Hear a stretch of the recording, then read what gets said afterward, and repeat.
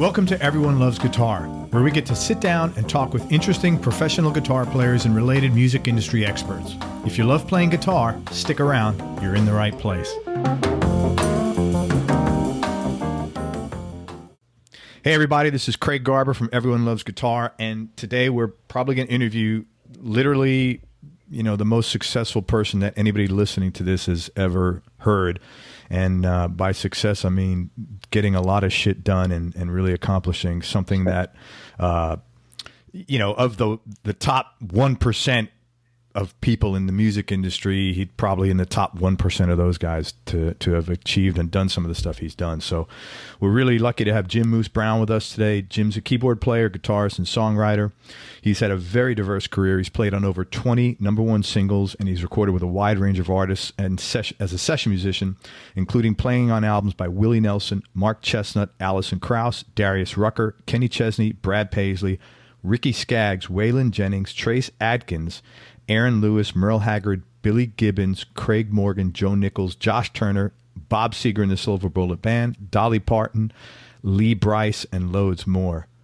Man, I feel like the interview's over. I don't need to say anything else today. Hey, thanks a lot. It was a great time. He was nominated for Keyboard Player of the Year by the Academy of Country Music in 2005, 2006, and 2011, and he won the award in 2016.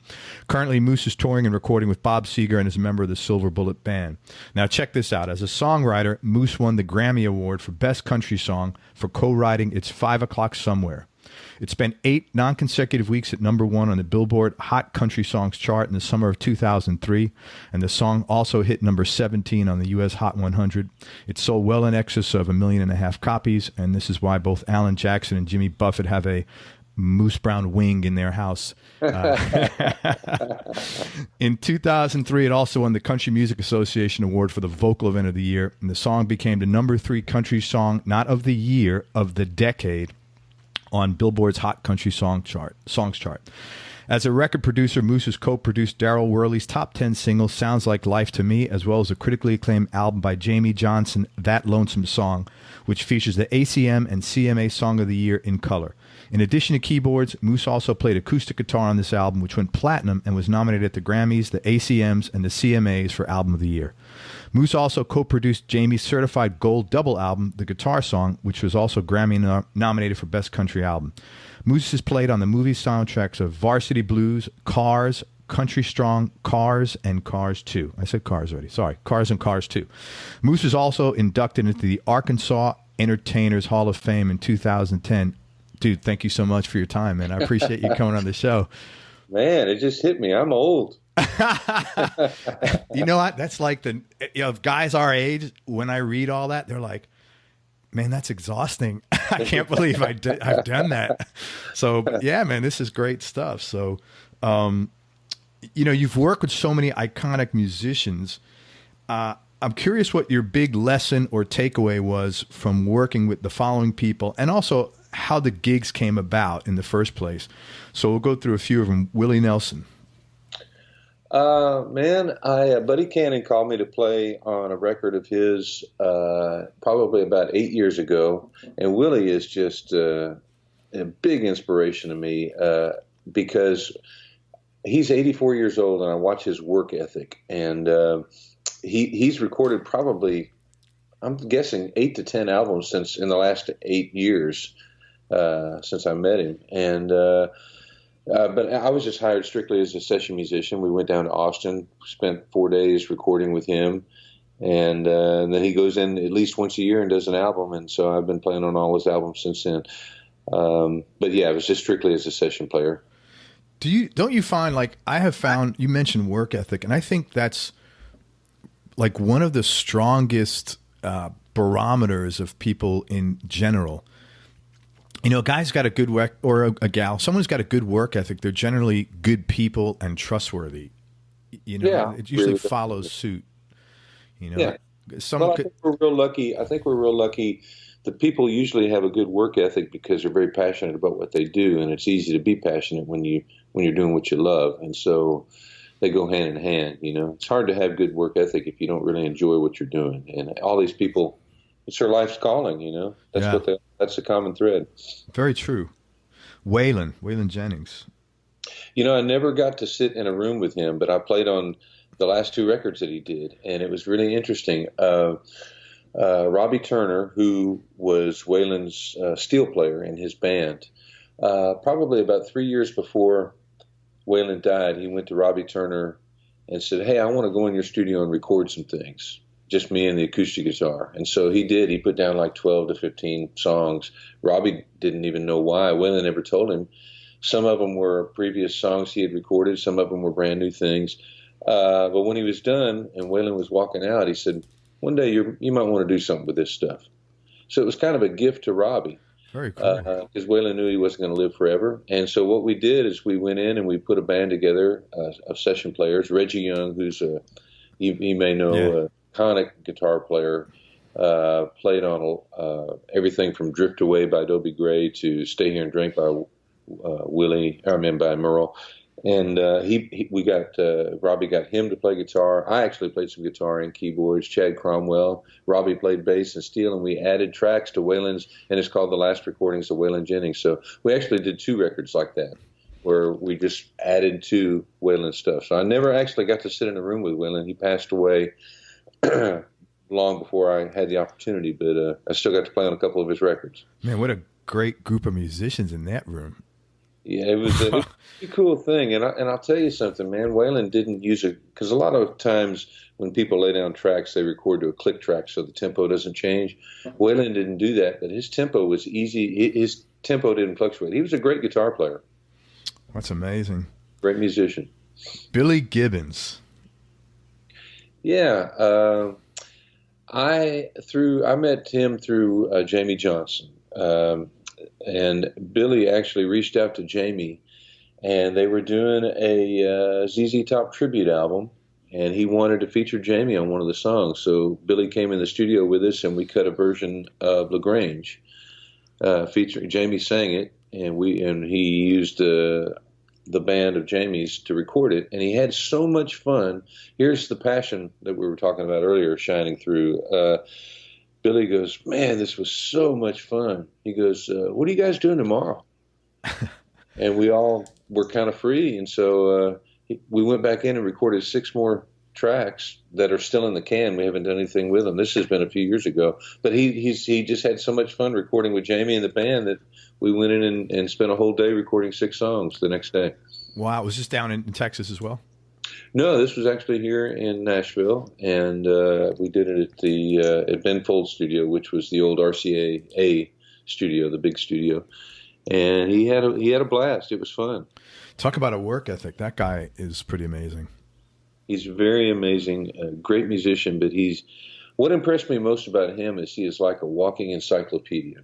He absolutely loves all kinds of music, not just rock. He knows everything about country music. He knows everything about the stuff that was recorded in the stuff that Chet Atkins cut in the 60s and 70s in that building when he came in and all that stuff.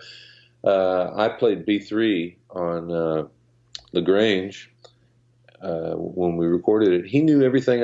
We were talking about B3. He knows all the integral and internal parts of a B3, stuff that I don't know. That's pretty amazing. Crazy, yeah. Was it weird playing with him in the sense that, like, we're the same age, and I'm assuming you, like me, you grew up listening to all of ZZ Top stuff, the double album and all that cool stuff. Mm-hmm. Was it? I know you've played with loads of people, but I think it's maybe different when you've listened to the guy. Was it kind of like surreal a little bit, or you've done it so many times and not really? It was at first. I'm kind of like a sponge, man. When I'm thrown in that situation, I soak up all I watch.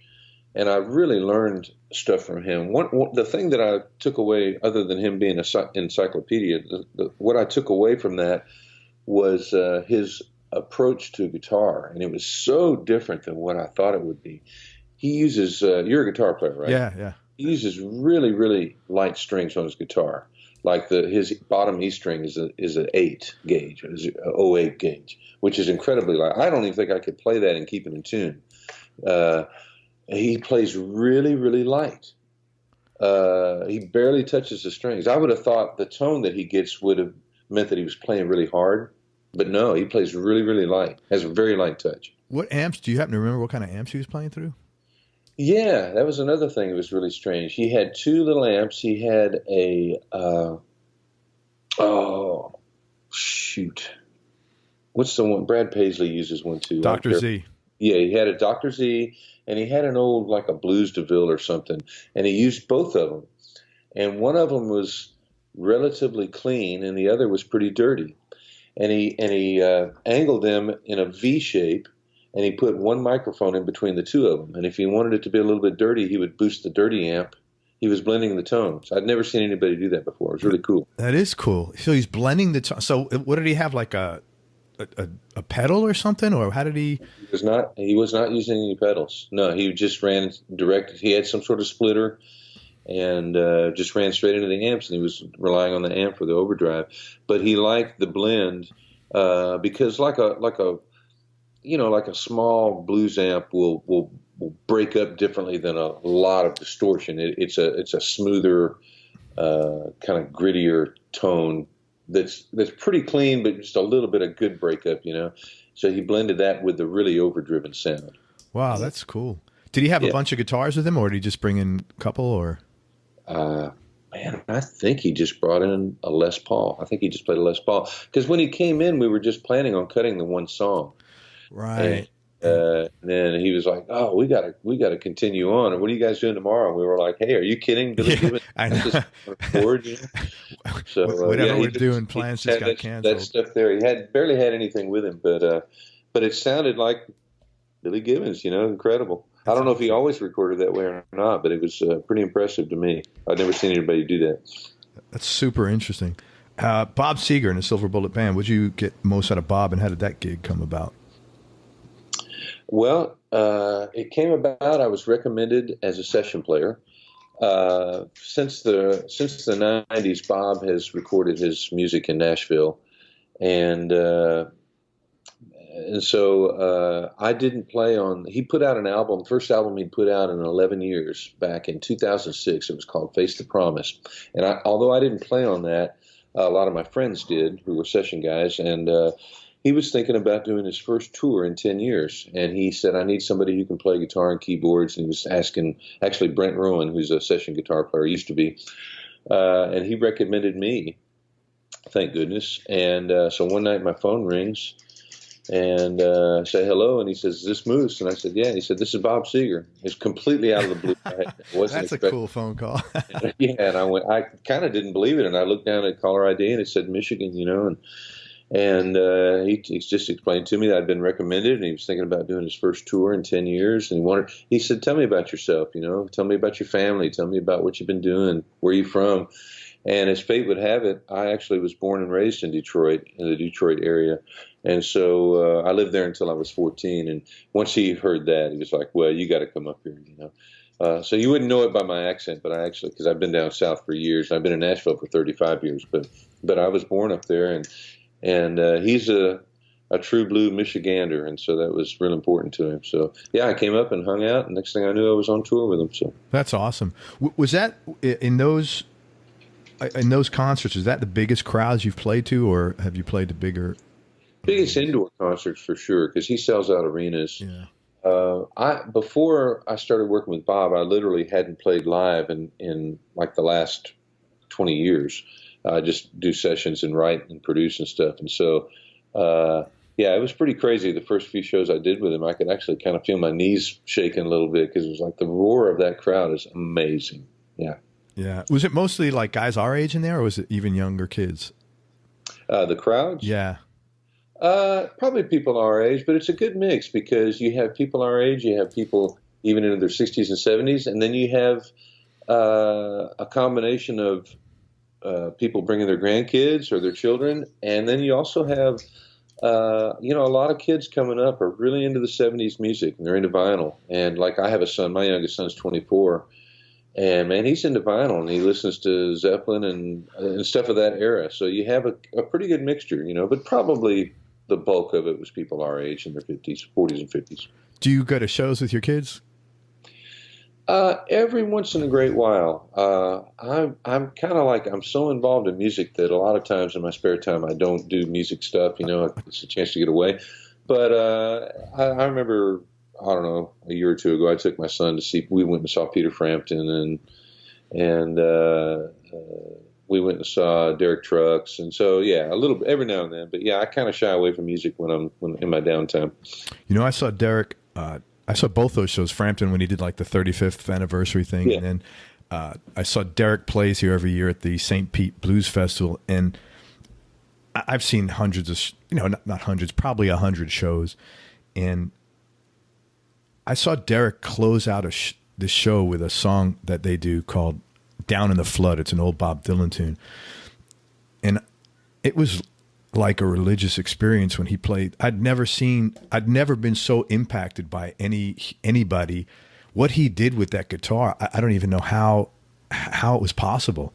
I mean, it was just amazing. It was like a religious experience. I'll never forget that, walking out of that show. He's really a stylist, man. He's like one of those guys that comes along every few years that's got something totally different to say, and he's influencing a whole generation coming up. He's really special. Yeah, he totally is. I never forget that. I mean, I got goosebumps on my arm right now just thinking about it. Yeah.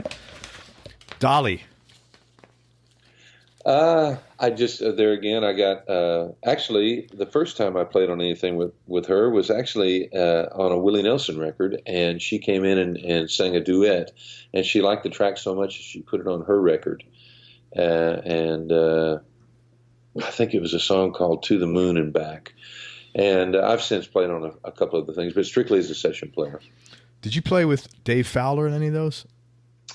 You know what? I don't know if I did on her records, but I know Dave, and I have worked with him. I haven't seen him in a long time. I asked Dave, because he was like her musical director for a little while, and I said, "What's the biggest lesson you learned from Dolly?" And he goes, "Don't be late."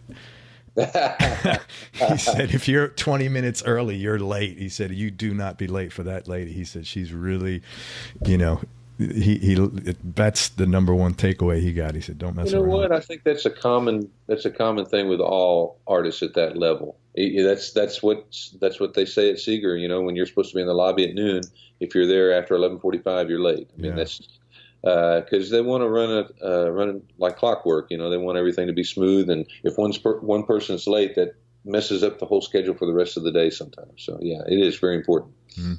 You got a lot of people involved in going the same direction. So it's like herding cattle. If somebody's late, it just sets everybody back. Sure, that makes sense. Hey, let's talk about It's 5 O'Clock Somewhere. First of all, congratulations. I mean, that to accomplish something like that is, it's just wonderful, man. And oh man, it's luck and timing, and not much more. Yeah, but how many songs did you write before that? A few hundred. Yeah, so I mean, probably 300 or 400. But so it's luck and timing, but it's still an accomplishment that's extremely unique. Well, I'm a firm believer that the music success that you have is luck and timing, but you have to have put in the work in order for the luck to happen. You have to be ready when the lightning strikes. Otherwise, if you haven't done the work, you're not ready when it comes. Yeah, totally. I'm not going to ask you specifics because I'm sure you've been asked a million times about it, but what was the whole experience like when the song first hit, and what was the biggest lesson that you got out of that experience? Well, the first thing that just jumped into my head was I was uncomfortable because I'm very much a behind-the-scenes musician, and I enjoy that, and I like that. And people looked at me differently when I walked in the room, and I didn't like it. Matter of fact, on sessions, a lot of my buddies would start saying, "Well, what do you think, Moose?" When they wouldn't used to do that. And I finally had to say, "Guys, I'm still the same dumbass I was a few months ago. I just got to Yeah. I don't like all eyes on me. It's a lot of pressure, And it finally calmed down after a while, but it was a huge thing, I mean, as songs go, that was a huge deal, and it was a huge year, and I'm glad it calmed down. But yeah, that was the first thing that popped in my head. It was just uncomfortable. Interesting. Yeah, I could see that. So you really had to. That was a situation where it was almost people were. You had an assumed ego all of a sudden, or assumed positioning status that you had to, kind of deflect. Yeah, it felt like that. Yeah. I mean, some people would take that and go with it and take them to somewhere else. But man, I really enjoy being a behind the scenes guy. I get to live a very normal life. I have a family and been married 35 years. And Wow, when I do awesome. sessions, it's almost like office hours. A lot of times I'll do a 10 or a 10 and a 2, and then I'm home at night and I get to sleep in my bed and nobody knows who I am. And I really enjoy that. Yeah. I get to be really, really creative because, think about it. When I'm out working with Bob Seger, uh, I'm playing the same part every night. So there's really not anything creative at all about what I'm doing. It's really cool, but I'm not coming up with anything new. But when you're in the studio, I'm called upon to be creative right now. And it's the biggest rush, man. That's what I love. I mean, I love it even more than songwriting or whatever. Being in the recording session, it's immediate interaction with other players. It's immediate creativity, and then it's done, and you go on to the next creative thing. So it's really something. I really enjoy it. What are you doing, what are you working on now that you're most excited about? Well, I'm kind of towards the tail end of a project that fell into my lap that I'm really excited about. It's a tribute to Muscle Shoals. Wow. And I don't know if you've seen the documentary, the Recall documentary. Wonderful. That came out, I think, in like 2013 or 2014, somewhere in there. And when they were doing that documentary, I got a call from Recall's son, Rodney, and he said, "Man, we want to do a compilation CD of newer artists performing their take on a song that was originally cut in Muscle Shoals. And we want to know, would you produce a track on Jamey Johnson?" And I said, "Well, I don't know. I'll call him and ask him, and it'd have to be the right song, I'm sure." So I dug through about 300 songs that I could find, all that were, and one song that I stumbled on that I knew Jamey would love was a Bob Dylan song that was cut down at Fame called "Serve Somebody." Yeah, what a great song. Yeah, so I sent it to Jamey, and I told him what was going on, and I said, "What do you think about this song?" He had never heard it because he's a little bit younger than us, and he flipped out and loved it. So we went down to Fame and cut it down there, and took a few players down there and cut it pretty stripped, like you would think a Jamey Johnson project would be, very raw and stripped down. And then I asked Willie Nelson if he would sing on it, and he said, yeah. And then I asked Chris Stapleton if he would sing on it, and he said, yeah. And I asked Leanne Womack if she would sing on it, and she said yes. So we got the four of them on this one song. And I turned it in, and they were excited about it. And then I don't know if funding ran out. I don't know what happened, but the compilation CD never happened. And so this track has just been laying around for the last 3 or 4 years. And it's pretty amazing. I mean, when you think about those four artists together, all of them so incredible with their talents and all so different. It's really a cool sound. And I got a call just a few months ago from Keith Stegall, who's a record producer, label head here in Nashville, and he had heard it, and he flipped out and said, "We have to do a tribute to Muscle Shoals, and this is the centerpiece." And so he asked me to produce, and he's producing a few tracks too, separately, but he said, "Man, here's a budget. Go find some artists you want to record and go cut some Muscle Shoals songs." So I took Kid Rock. I did a track on Kid Rock.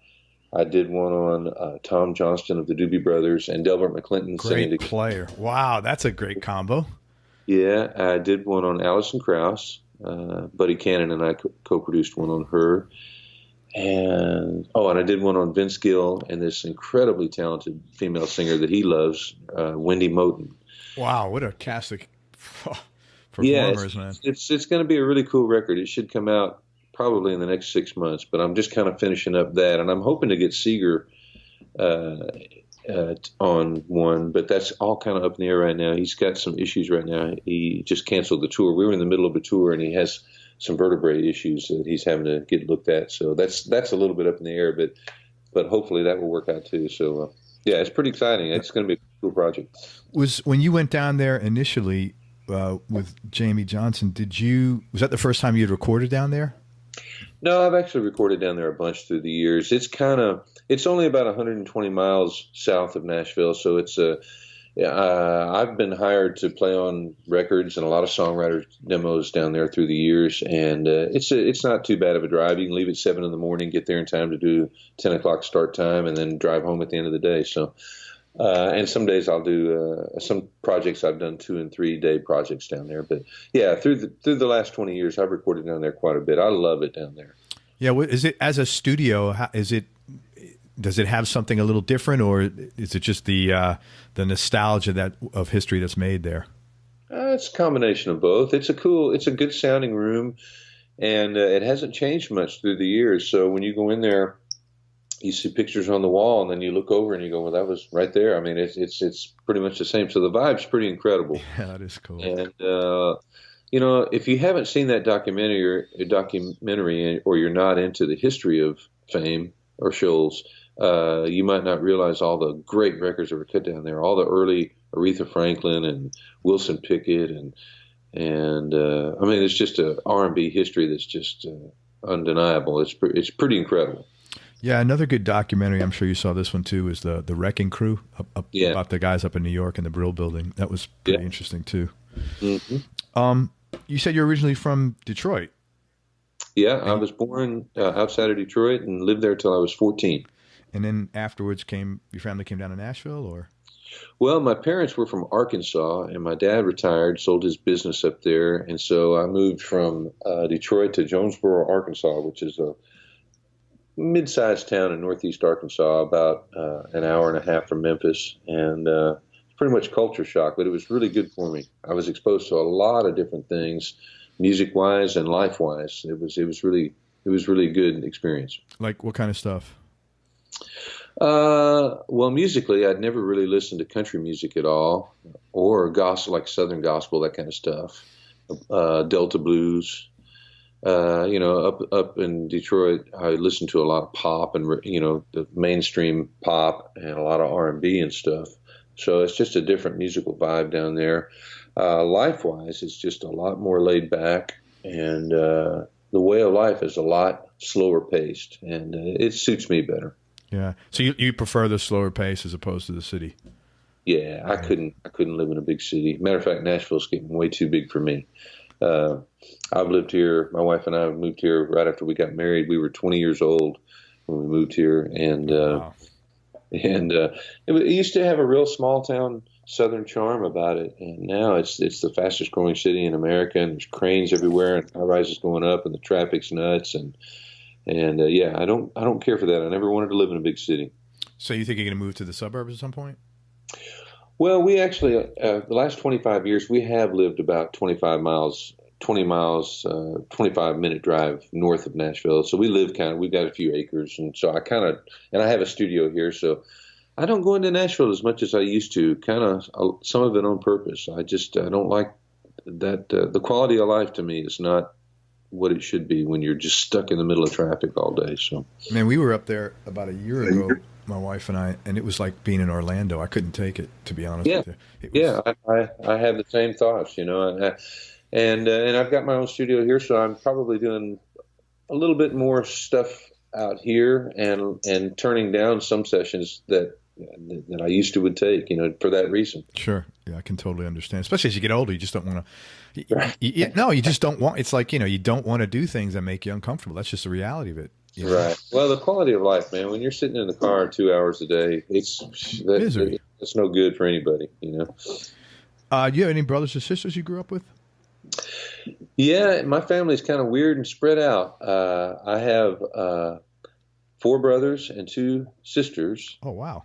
And but from 2 different marriages. So I actually have, my dad was married, and he had let me get this straight here. So I have 2 half brothers and 2 brothers, and a half sister and a full sister, and we're very spread apart in age. We range from late 40s to mid 70s, and we've only all been in the same room one time in my life.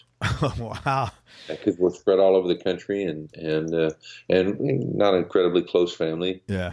And, so that's not weird, Moose. That's conventional now. No, it is. That's not weird at all. That's like, I thought you were going to say, someone's got a weird occupation, or, I don't. No, that's pretty normal for today. I mean. Well, we are occupation-wise. We're all spread all over the map too. I mean, my oldest brother, a half brother, who's in like 75, he's lives down in Texas, and he went to college till he was almost 40, and he has 6 degrees and 2 doctorates, and he's the white sheep of the family. Then the rest of us are somewhere in between from the other far spectrum, you know. Was anybody like involved in music, or like what? Did anybody like channel your? Or that was just your thing that you picked up on? It was just me, and I think part of it was my gift that I was born with, and I had an uncle that I was pretty close to that was a great guitar player, kind of a Chet Atkins, Merle Travis type guitar player who taught me a lot of stuff. But I actually started playing piano on my own when I was like 3 or 4. Like I was picking out songs by ear. And by the time I was 6 or 7, I was playing stuff off the radio, you know. And so, yeah, it's just something I was born with, I guess. So you have a great ear. It's your gift. Yeah, I never learned to read music. I don't read music, so play completely by ear. And, you know, you have to, just like anybody else who has had any amount of success, you have to take that gift and work hard to, you know, pull it all together. It's not something that you can rest on, but if you want to be in the top of any field, you have to work your butt off, and I've done that, you know. But yeah, it's definitely a gift I was born with. Where'd you get your work ethic from, or where do you think you got it from? Probably my dad. He was in the construction business. He owned his own construction business, and he worked long hours and came home tired. He left before the sun came up, and a lot of times didn't come home till 8 o'clock at night. And I'm not sure that I had that work ethic, but I think mine's more driven just by I'm getting to do what I love to do. And you know, sometimes we have a studio here, and I'll be working on a project, and I'll go out there and work, and it's like I'll look up and it's 3 a.m, and I have to get up at 8:30. You know, I just get lost in it, and my wife has even said a few times to me, why do you go? You know, why do you go out there? Why do you put yourself through that? And it's like, that's not the way I look at it. I get to do it. You know, Yeah. I don't have to do it. I get to do it. You know, so I'm very fortunate that I really, really love what I do. Yeah. I think if you have that good work ethic, you're like that. It's just who you are, you know? I mean, it's not, you know, you can't shut that off. If you're involved in something and you got a goal that you want to accomplish for that time frame or whatever, you're just going to finish it. You know, it's like breathing you know, you got to get it done and that's it. And there's no, I feel that way sometimes, but when I'm in the middle of something, it's really cool, man. I have a job where I still continue to learn all the time, and I push myself to learn and try different things in the studio. And I can't remember who said this, but I believe it to be true, man. If you're not doing something new, you're really not doing anything. Yeah. And you know, music is to some degree formulated, and that's why I put in this studio out here, so I could do some stuff that I wouldn't normally do, some projects outside of the box that may or may not ever see the light of day, but feed my soul, you know, because I go into town every day and I pretty much do what I'm expected to do. It's pretty formulated as a session player. I mean, it's still creative. You have to try to come up with something that's new, and you have to be listening, make sure you don't get in the way of the vocal, and you come up with a signature lick that's not copying something else and all that kind of stuff. You have to push yourself to be creative, but it's pretty formulated, you know, and so that's why this studio really feeds my soul out here. It's almost like therapy for you, it sounds like, musical therapy in a way. Mm-hmm. Mm-hmm. When you first started playing and writing professionally, what was the most surprising thing about the music business itself? It doesn't necessarily have to be bad, good or bad. You know, I don't really know. I probably haven't been that surprised about anything. I didn't start off as a songwriter, so I might have been more surprised about how all that works than anything. I never really gave much thought to writing songs growing up. I knew from the time I was like 14 that I wanted to do sessions. I wanted to play on records.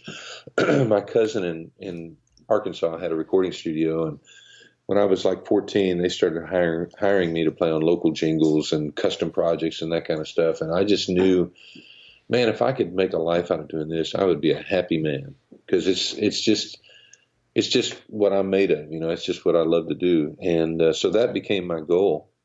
And I didn't get into songwriting until really about 15 years ago, 17 years ago, something like that. It all kind of fell in my lap. Nothing really surprised me much about the music business as far as getting into sessions, other than maybe how hard it was going to be to make that happen. It's a pretty small clique of people. For those of your listeners who don't know, session musicians in Nashville, there's about probably 10 or 12 guys on each instrument that interchangeably play on all the records that come out of Nashville for the most part. There's 10 or 12 drummers and bass players and keyboard players and guitar players, and we all work in different combinations to play on all the music that comes out of Nashville for the most part. And so it's a very difficult clique to get into, and it took me probably about 13 or 14 years before I was able to do it full time, of just playing with artists, country artists, or playing live gigs and working with different musicians and getting my name, just climbing the ladder slowly, and all the things that ring true in being successful in any other line of work, being on time, like you mentioned, being courteous, being conscientious, going the extra mile, all that stuff. When you build a reputation of doing that as a session player or anything else, you continue to climb the ladder, And so it took about 13 or 14 years of hard work before I got to be in that group of people. And I don't take that lightly. I cherish it, because I don't know that I'm still in the top. My work has slowed down probably a little bit in the last few years. There's a whole great group of young kids coming up. But every now and then I get to work. I'll be the old man on the session now, work with these kids coming up. So it's pretty cool. It's been a cool 20 years. Was there like one particular aha thing where you came home and you told your wife, "Hun, this is my break. I think I'll be, getting a call all the time now," or was it just a slow burn, and where you just got your wings, and then it was steady after that? Well, it was probably more of a slow burn, and the reason being is because there's a large learning curve. I wasn't ready in the beginning. I thought I was when I was young and hungry, and I thought, man, why am I not getting called for records? I can play as good as the rest of these guys, but I really couldn't. You have to learn more than anything what not to play. When you're this young firecracker kid coming up and you can play all these hot licks, knowing when not to play them is a tough lesson. And yeah, and I think what you just said right there is the most valuable thing that you could have said for anybody listening that wants to get into session work. Have to learn what not to play. That's gold right there, man. Yeah, it's playing live and playing in the studio. None of them is better or worse. It's just apples and oranges. And when you're recording with a bunch of guys, it's all about space and proper space. And we work on headphones, and so we have this stereo spectrum, and everything has to have its space and not crowd the vocal, and it's just a different headspace when you're playing live.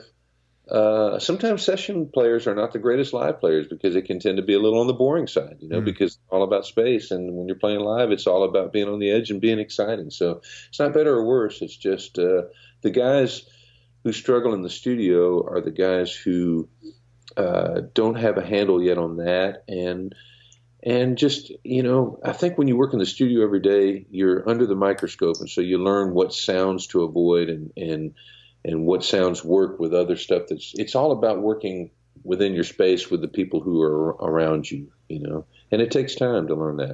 It took a long time for me to learn that, That is gold that you just said, man. Everybody pays tuition in their careers, no matter what they're doing. And I was wondering if you'd be kind enough to share maybe one or two mistakes that you've made along your journey, and what were the lessons you learned from that tuition or those mistakes that you paid? Man, I don't know. I don't know that I really made any mistakes. Looking back, I might could find a few things that I wish maybe had done differently. I can't even think of anything right now because they all coincide with the journey, And so, if everything went great all the time, you really wouldn't learn anything. So, Ain't that the truth? I don't. I can't really think of anything that I go, man, I wish that I'd done that differently, because it's all been part of the journey that's led me to where I am. That's awesome. I would answer that question the same way. I don't really look at everything's just part of it's not a mistake if it takes you somewhere else, and if absolutely. I feel the same You way. learn and grow from it. I can't even really think of anything offhand that was really bad. I guess maybe I've been fortunate in that, but no, man, it's like, seriously, if everything was smooth and everything you attempted went well, you wouldn't learn anything or take anything away from it. So it's the times that you struggle. I guess in the beginning I was pretty hungry.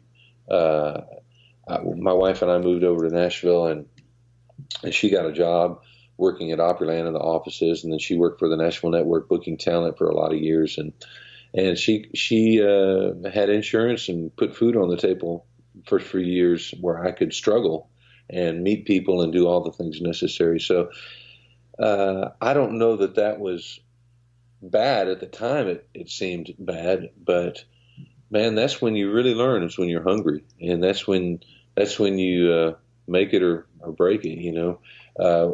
How you approach those things, with your work ethic and being on time and all the stuff we talked about, and constantly pushing yourself to learn and your craft and become the best you can. That happens in the struggling times, and then you get to reap the benefits of that later.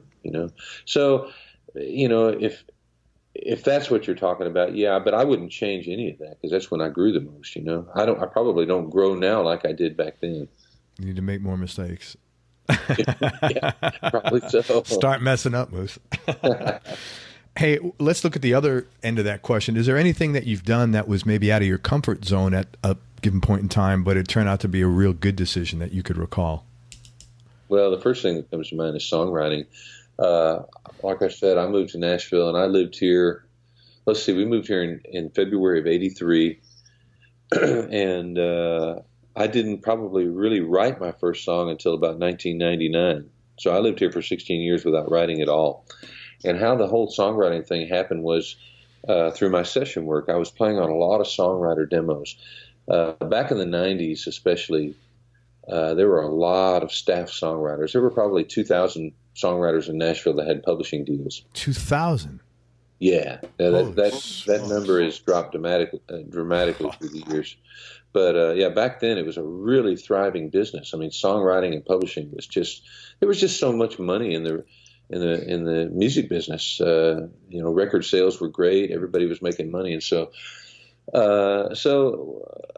songwriters, the way that it would work is in the wintertime I would play on a lot of records because the artists were off the road and they would go in and record albums. So I would play on a lot of artist albums in the wintertime. But throughout the year, the bulk of a session player's work would be for songwriters. And so when they would have 4 or 5 songs that they wrote that they wanted to pitch, they would put together a recording session and make these things sound just like records so they could pitch them. And so it would not be unusual for me to do average 2 sessions a day, 2-3 hour sessions a day, like 10 to 5, going in playing on songwriter demos, and they would pitch these things. And so a lot of songwriters, I had probably a half dozen or more, maybe 10 songwriters approach me and go, man, I love to write with a keyboard player. Would you consider writing with me so I could have these great melodies that I could put lyrics to? And that's how it started. I wasn't a lyricist at all in the beginning. They would want to steal my melodies basically and put lyrics to them. And then through just like everything else, I learned and listened and asked questions. Why did you say that line right there? What led you that direction? So I'm not the greatest lyricist in the world, but I do write lyrics now. And so in the first year of songwriting, I had a couple songs cut. And so I ended up getting a publishing deal. And I was with a company called Seger Music, which is owned by Brad Paisley and his record producer, Frank Rogers at the time, and Chris Dubois. The 3 of them owned this company, and they signed me to a publishing deal. And I ended up being there for 16 years. And writing hundreds and hundreds of songs, 5 O'Clock Somewhere being one of them. But yeah, that was probably the biggest surprise is how that all works. And I just didn't have an understanding of all of, first, how to write a song and how that side of the business worked. I learned a whole lot. That's a real good story. But let me ask you this. So when these songwriters are going in and doing all these demos that you were doing 2 a day, who's funding that? The publishing company? Publishing companies, yeah. And so at that time, there were just an incredible amount of publishing companies because you have to think I mean, record sales now, for whatever reason, and that's probably whole nother topic, a whole nother show, but record sales over the last 20 years are down about 65%. But back then, when the business was thriving, there was a lot of money. There was a lot more record labels. There were a lot more artists recording songs. There were a lot more publishing companies. In the year 2000, there were some 2,000 songwriters who had publishing deals who were being paid advances to write so many songs per year and turn them in, and they would split the money with the publishing company. And that number now is under 200. There's something like 170 songwriters who have staff publishing deals. So it's dropped by 80% or more, just because of where we are as an industry. Some of it is due to illegal downloading, probably a lot of it, and some of it is due to companies like Spotify. And that basically what's happened is if you write a hit song on the radio, you're still going to make a lot of money. But mechanicals, record sales are down so much. And there was a time when you didn't have to have a single on the radio to make a good living as a songwriter, but those days are over. And I'll give you, without getting into too many details and boring, whatever, but as a songwriter, if I have a publishing deal and I co-write a song, and I don't have any of my publisher owns my publishing. So think of a song as a pie, and half of the pie is publishing and half of it is songwriting. So if I write a song with a co-writer, I own a fourth of that pie. Right. My songwriting share is a fourth of the pie. And if I get a George Strait cut and he sells 1 million records, the rate has been negotiated years ago by the government that tells us what it's going to pay. And if I have a song on a George Strait album that sells 1 million copies, it's going to generate roughly $90,000 to be split by the publishers and the songwriters. So my share would be a fourth of that. So I would make like $22,000 on a platinum album. Well, back in the 1990s, there were many artists that had platinum albums. Everybody that was on the radio had platinum albums. But now, an artist like George Strait, it might take him a year to sell 500,000 albums, and he's at the top. I mean, there's nobody going platinum hardly anymore. And so what that has done is it's killed the mechanical rate for the songwriters. Nobody's really making money on album cuts anymore. And it's just really hurt our business, and that's why it's dwindled. Publishing companies have gone out of business and merged with other publishing companies, and there's just not money there to sign songwriters anymore.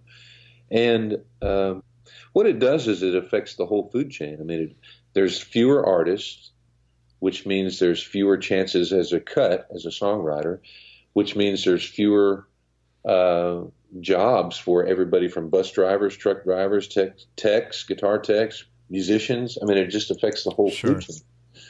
And it's been a tough go. I mean, I don't want to sound like cut your wrist time, but we're in a very interesting time in our business, you know? No. And I'd be, obviously this is a conversation that comes up quite often, especially with guys that have a couple of miles on them that have seen the change, that have lived through the whole change. It's a very common conversation, and it's got to be frustrating.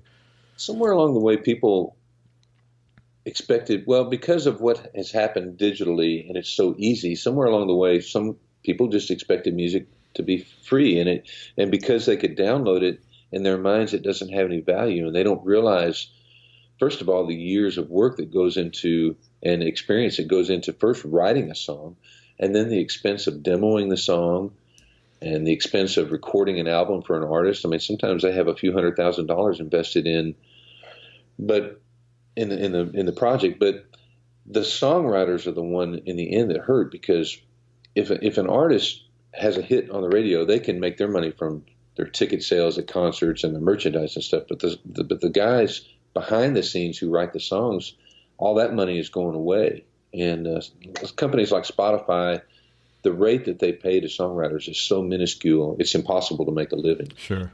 The negotiated rate has been dwindled down so much that, you know, like a song like 5 O'Clock Somewhere might get streamed 15 million times and literally would pay $200 or something. Holy shit. Yeah, it's pretty mind-boggling. Wow. It's something like a stream pays. It's something like 0.00006 cents per stream or something. It's pretty minuscule rate. And so the guys who design the software are the ones who are making all the money, charging the monthly fee and all that, and they divvy out it's pretty incredible. And like I said, it's pretty tough times as a song. Well, first of all, songwriters are just going away. Where in Nashville, there were a couple thousand guys who were older and who had lived a life, and they had something to say, and they would hook these older writers up with the newer artists. And that's why I think the quality of songs, if you go back and listen to 25 years ago and you listen to a country song, sometimes you hear songs that make you laugh. Sometimes you hear songs that make you cry. Yeah, there's an experience in there. Yeah, and you have to live a little before. And now, because the pie is getting smaller, record labels want more of the pie. And so they pretty much require all these artists to write all their songs. And when you're 22 years old, I mean, what do you have to say? Yeah. How much life have you lived? What do you know about love and heartache and paying your dues? And so I think that's reflective in the quality of songs. Not that there's anything wrong with hanging out on a back road and drinking a beer and having the tailgate. I like that just like everybody else. But sure. I kind of miss the caliber of songs that we used to have. I wish they could be interspersed with the back road tailgate song. Because it's so formulated now. I honestly play on hit records that I don't care to listen to now, because the subject matter is all the same and it's just not the level of creativity that was there years ago. I could totally understand that. It's not just music that people feel should be free. I think it's intellectual property in general. It's all kinds, because I have published dozens of marketing programs, and the same thing happens with that. It's just everybody feels that, hey man, it's digital. What the hell? If you can't hold it in your hand, they think it doesn't have value, and they don't realize that people have dedicated their life to what they're listening to. And man, I liken it to this. I mean, if you go in and spend all this money, go in the studio, hire musicians, hire a studio, hire an engineer to mix it, and you've got thousands of dollars invested in this product that you sell for $1 on iTunes. I mean, Hershey has to manufacture candy bars, and they have similar expenses that goes into a $1 candy bar. Sure. And if people went into a store and said, hey, I'm going to steal this box of candy bars, and if I like it, I may come back and buy some more, or if I don't like it, I won't. Pretty soon, Hershey's goes out of business. Yeah. And it's only because you can hold that candy bar in your hand that you think it has more value. But really, there's similar costs involved in making the product of music. Just because you can't see it doesn't mean it's not there. I think the lack of barrier to entry to being to putting intellectual property out there has probably a lot to do with that, because anybody could say and do anything. You don't need any qualifications to set up a website, or you don't even need a website. You can get a YouTube channel for free or whatever. Yeah. And the lack of barrier to entry has just made all kinds of intellectual property so accessible.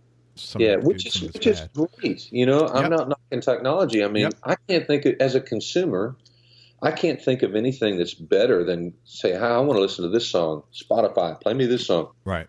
It's freaking awesome. Uh-huh. I just wish that it paid a fair rate. That's what because the technology is incredible, man. How I wish I'd had that technology as a child, and I could listen to anything I wanted to. I had to dig and find stuff that interested me. It's all out there for everybody now. We're so overwhelmed. The hard part now is finding stuff that's really good, because there's so much stuff out there that's very mediocre. I agree with you. There's a lot of stuff out there. Who are your biggest influences, keyboard wise? I would say growing up, Elton John. Oh yeah. I bought probably in the early 70s. I bought I can't remember the album Caribou and Goodbye Yellow Brick Road, and great albums, man. Don't Billy Shoot Me, Joel. I'm Only the Piano Player. All that Billy Joel. I loved Billy Joel. I loved some jazz though. I loved Oscar Peterson. I would listen to him, and it just didn't seem humanly possible what he was able to do. Right.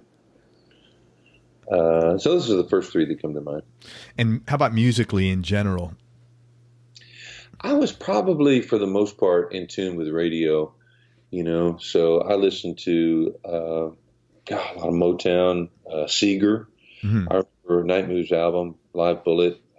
Back then I was driving around and had the 8-track in my Chevy van. And, That's right. James Taylor. I listened to a lot of James Taylor. So a lot of mainstream stuff. Sure. What was your favorite Seger song? Man, I thought Night Moves was really cool when it came out. Against the Wind, I thought was brilliant lyrics. What impressed me about Seger, and probably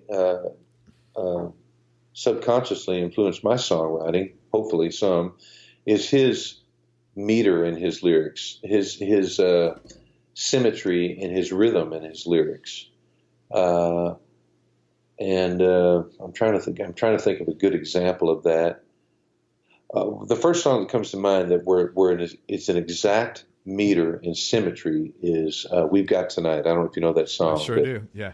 The melody is da da da da da da da da da da da da da da da da, and then it repeats that exactly. There's no altering of that rhythm, and so it's infectious. And I mean, that's probably typical of a lot of songwriters, but that was the first time I think I really noticed that was in Seger. It allows the listener to engage with the song much easier, even though they're not, subconsciously because of that. Exactly. Yeah. I think even sometimes with Seger, he might even have said things a little bit differently to make sure that metered out exactly the same. Where when you really listen to his lyrics, it's like, man, I would have said it with an extra syllable or two naturally, but it wouldn't have been as infectious. Yeah. What was the biggest, what song did the crowd seem to respond the biggest to? Probably Turn the Page. That's my favorite, yeah. Yeah, that's probably the most anthemish. But you'd be surprised. I mean, Like a Rock draws that kind of, I mean, every song, his music has stood the test of time. In our generation, when they go out to a concert, they sing. Sometimes it's hard to hear Bob. The crowd's singing louder than him.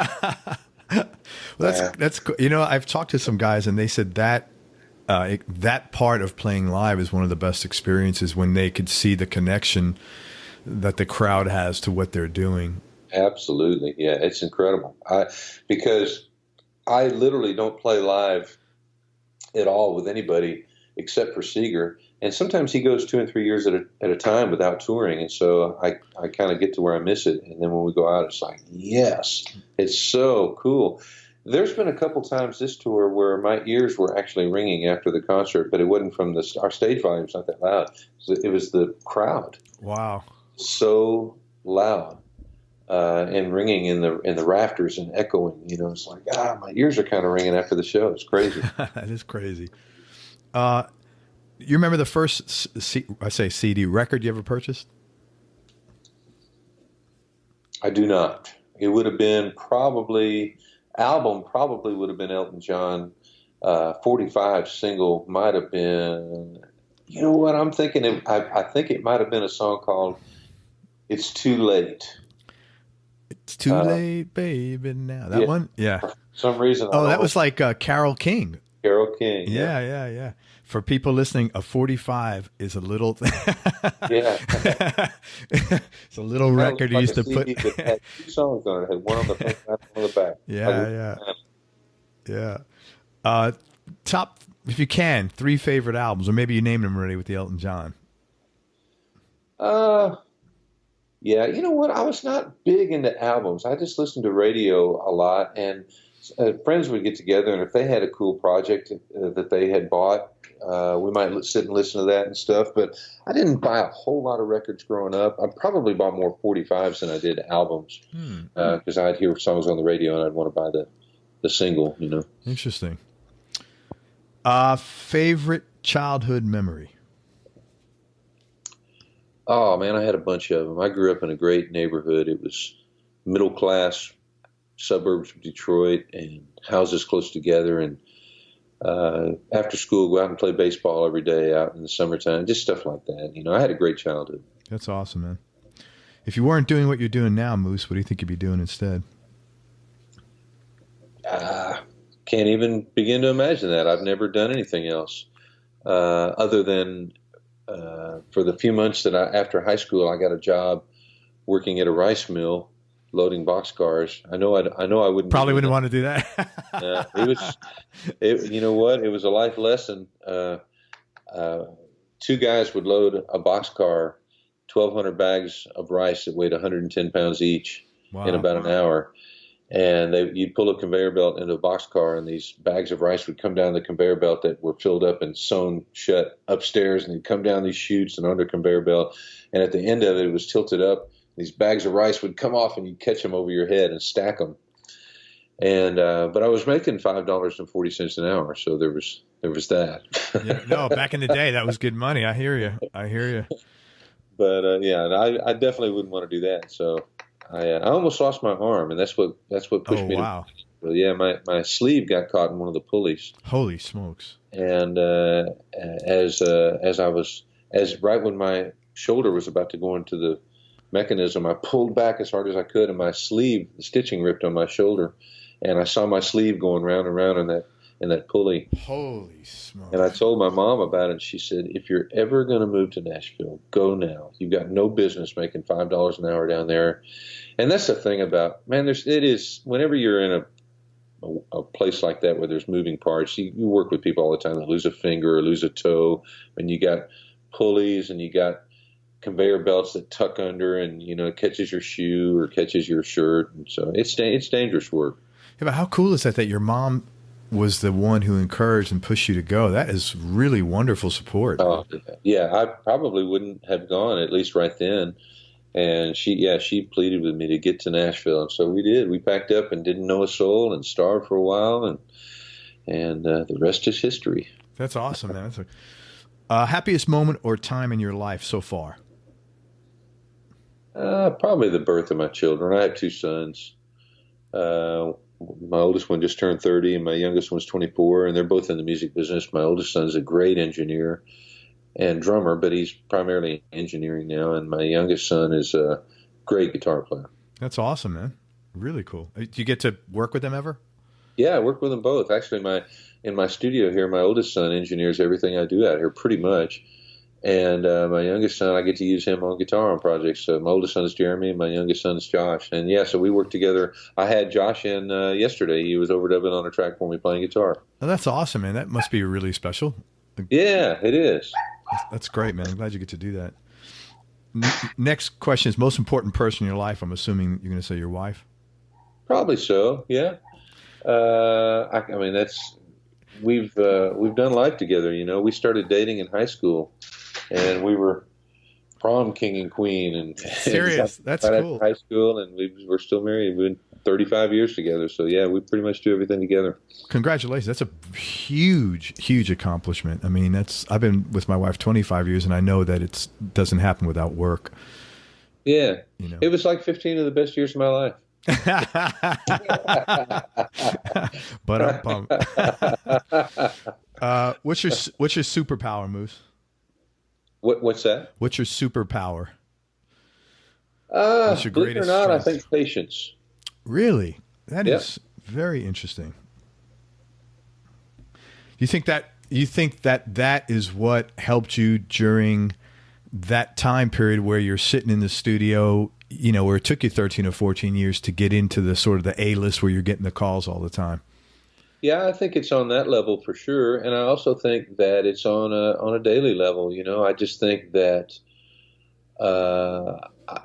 probably my one strength is I have the ability I have a calming effect. And I think that's when you get the most out of people, when they're not defensive, when they're comfortable is when you get the best work. And I think I have a gift for making people comfortable around me. Not bragging. I just think that that's something it is what it is. Naturally to me, I have patience, and I'm a people person. So I think that's my greatest strength. If I asked Jeremy and Josh that question, would they say the same thing? No. No. How did I know that? Because with all that said, I'm very hands-on and I want things done my way. Yeah. So I'm probably kind of demanding. But along with that, I try to make people feel comfortable as I'm getting from them what I want. So they probably wouldn't say that. And actually, working with your sons is not the easiest thing because I know. you know, when you hire somebody who's not related to you and you say, hey, I need this done, they say, yes, sir. Yeah. When your dad tells you you need something done, that's your dad talking, you know. Right. So there's automatically this level of your dad's not cool. There's friction there, you know, sometimes. Or they got more of a say. They feel they have more of a say than than a third party would ever feel. It's a different relationship. Yeah, for sure. I totally get that. I totally get it, man. Let's see. I know the answer to this one, I'm assuming, but let me not assume. What's your biggest business win so far? You know what? I think it would be a tie. I think it would be 5 o'clock somewhere, and I think Seger, getting the Seger gig, because financially the Seger gig has been really incredible. But on a more personal level, it's been really a great learning experience watching Seger and how he works, and it's reinvigorated my passion and my love of music, because I've watched him. He's a perfectionist, and he's the most passionate person I've ever been around. And when we get ready for a tour, when we rehearse, he's incredibly hands-on. And just watching the passion of rehearsals, watching the passion of him during the show, it's reinvigorated my love of music. That's fantastic. That being said, is there something that you now want to do, or some sort of idea in the back of your head that you could talk about that he's kind of ignited or triggered to make you think of something else that you want to do? Not really. It's just, you know, when you've been doing this as long as I have, and kind of had been in the forefront for 20 years, I've had a great session career, you know, and I've kind of been exposed to it all. And it's easy to become jaded. And there's a great story about I'm not going to say who it was, because I wasn't even there when it happened. It was probably halfway a joke, but there's a session musician, and the artist said to the session musician, "Hey, I'm kind of looking for this particular feel on this song. Have you ever heard the song?" And he cut him off and he said, "I've heard them all." It's easy to have that attitude when you've been successful for 20 years, and where you don't continue to learn. You just say, "Hey, I'm the master here, and I'm going to do it my way, and this is the right way."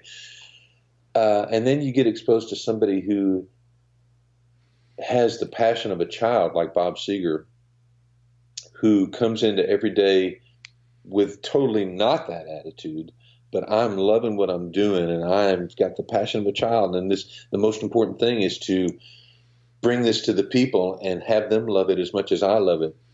It's just totally changed the whole game for me, you know. Yeah, I could see that being not very on a specific event. Like, it doesn't make me want to do anything in particular, just other than up my game in general, you know, and try to remember the love that I had as a child. And that's what's important. That's what made me want to get into this business and to keep that, because I'm very fortunate, you know. You have to remember to be grateful. Because I've worked with other musicians who lost that love, and they became jaded, and their phone quits ringing, you know, for one thing. So nobody wants to be around people like that. I love what I do, and I try to always remember to be grateful and have that love. And Seger has just helped me do that. That's great. Any hobbies outside of music? I love to ride a Harley. I have a couple Harleys, and my wife actually bought the first one for me after the first Seger tour back in 2007. It was our 25th wedding anniversary, and we were having our house remodeled, and the guy who was building the kitchen cabinets for us had a really nice Harley for sale, and she bought it without telling me. Oh, that's cool. And and so we've since bought another one. So we ride quite a bit in our free time. We'll take trips and stuff. That's nice. Favorite place you traveled? I don't know if there was a specific place, but I just love anywhere out west in the mountains. Yeah, because it's so different than you know, Nashville. But all areas are beautiful. But when I go out west, it just feels special to me for some reason. Yeah, I agree with that. Favorite and least favorite part of your job? Well, the favorite part is the instantaneous creativity that is forced upon me in a session. The least favorite part is probably comping vocals. When you say comping, what do you mean by that? Okay, well, when I'm called upon to produce a project, like say for instance this Muscle Shoals thing, where I go in and I do a track on Vince Gill. So the first thing I do is I put together a budget. There's a lot of different things that are required of a producer. So the label requires me to turn in a budget. How much can I do this project for, and where are the expenses going? And I have to itemize everything. So that's detailed stuff. That's not a lot of fun, but I have a program on my computer that makes it more easy. Then the second thing is I have to think about the song we're recording and what musicians would be right for this project, because all the musicians I work with in Nashville are the best in the world, but they all bring a little bit something different to the table. Sure. So who am I going to pick that fits this project with their style the best? And so then I put together the band, then I put together the studio where we're going to record. I decide on the engineer who would have the best, record the sounds that I need the best. So I have to look at their style. Who's going to mix the project when we're done recording it? Who's going to master it? And so when we go in, after we cut the tracks, we typically don't keep the live vocals. Sometimes you will, but most of the time you come back in later, have the singer sing it. And sometimes they'll sing it through as many as, a dozen times, that you have different takes that you can pull from. Sometimes you'll go section by section where you'll all right, let's work on the verses right now. While your voice is got that good growl, let's work on the low parts and not wear your voice out singing the high chorus part. So we'll sing the verses through a bunch of times. Then we'll work on the choruses. So then I may have, by the time it's all said and done, I've got 22 takes to pull from. And so comping vocals is when I go through line by line and I pick the best lines. Oh my gosh. Yeah, it's kind of like being in a dentist chair a little bit. But it's a necessary part of the process because that's how you get the best vocal. And, I usually typically work off of one take that I feel like was the best take, and I'll pull from that for the most part. But then there'll be weak lines that I'll have to go through and compare. And so you just have to go line by line. And a lot of producers will delegate that to somebody else, but I don't. I do everything myself. It's just a lot of work. That's my least favorite part of it. Sure.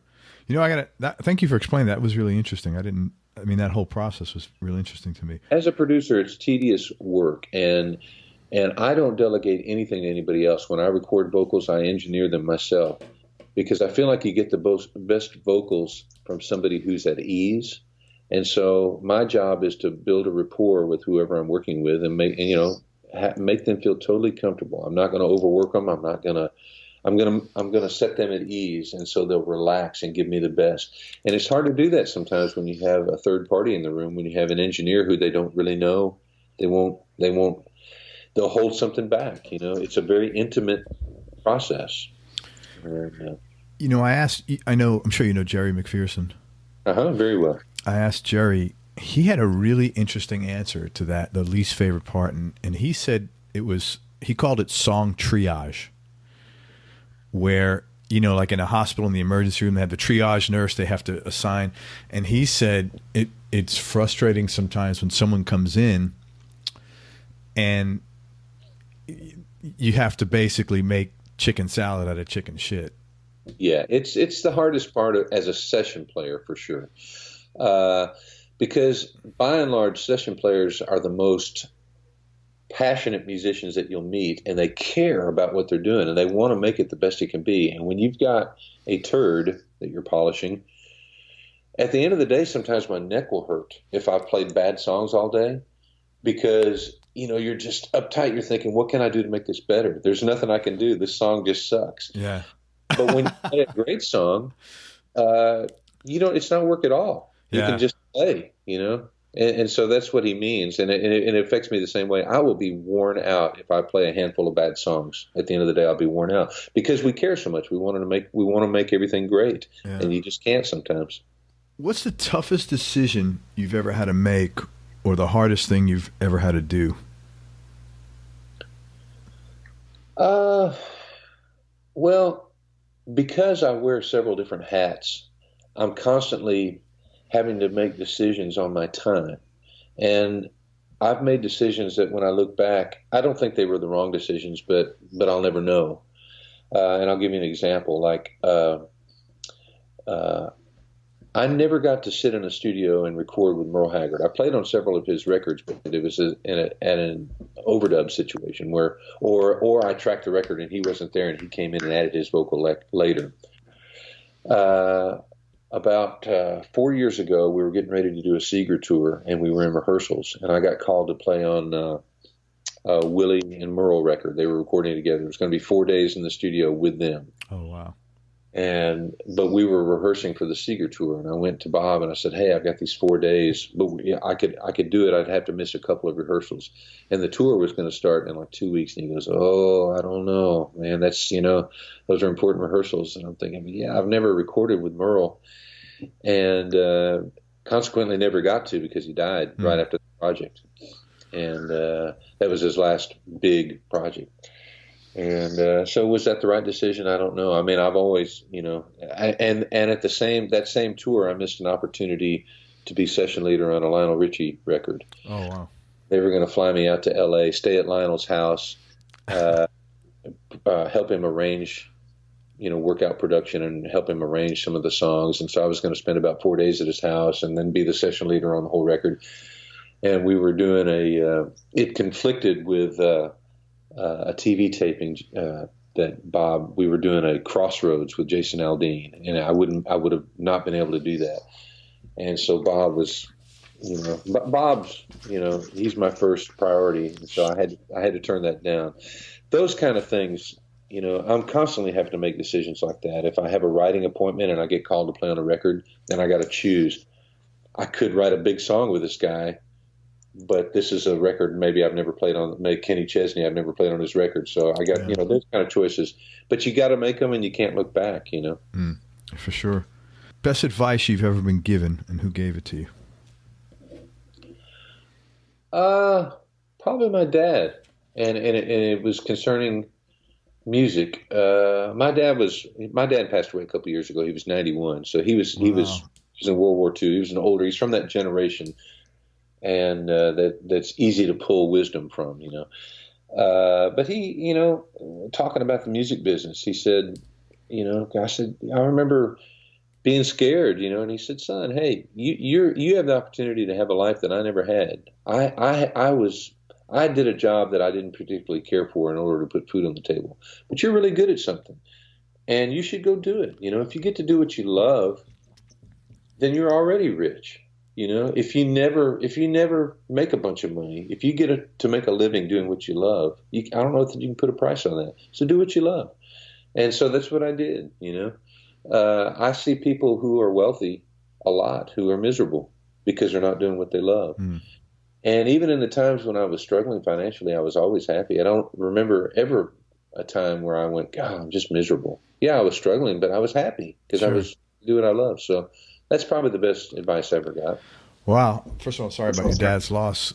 You lost your dad. But, man, you had two really supportive parents. That's great. It seems like both your folks were like, 110% behind you. They really were. That's wonderful.